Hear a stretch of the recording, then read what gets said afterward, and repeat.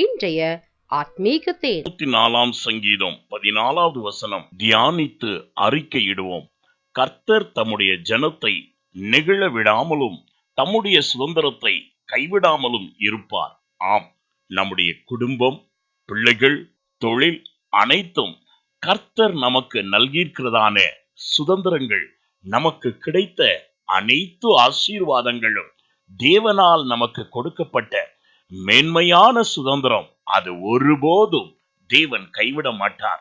அவைகளை நமக்காக பாதுகாக்கவும் அதன் நன்மையிலே நாம் சுகித்து வாழும்படியாய் அனுகிரகத்தை செய்கிறவராய் இருப்பார்.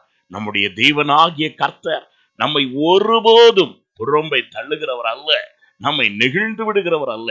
ஆனபடியால் என்னோடு சேர்ந்து இவ்வறிக்கை செய்வீர்களா? கர்த்தர் என்னை நெகிழ்ந்து விடுகிற தேவன் அல்ல, ஒருபோதும் என் சுதந்திரங்களை அவர் கைவிடுகிறவரும் அல்ல. ஆம் பிரியமானவர்களே, நான் உங்களுக்காய் ஜெபிக்கட்டும். எங்களை அதிகமாய் நேசிக்கும் அன்புள்ள பிதாவே, பலவிதமான தடைகளும் நஷ்டங்களும் எதிர்பார்க்கிற காரியங்கள் கைகூடி வராதபடி நழுவி போகிறதான இந்த காலங்களிலே எங்கள் தேவனாகிய கர்த்தர் எங்களுக்கு நீர் தந்திருக்கிற சகல சுதந்திரங்களையும் பாதுகாத்து எங்களை ஒருபோதும் நெகிழ விடாதபடி எங்கள் மேல் அக்கறை கொண்டு நடத்த வல்லமை உள்ள தேவனாய் நீர் இருக்கிறபடியால் நன்றி.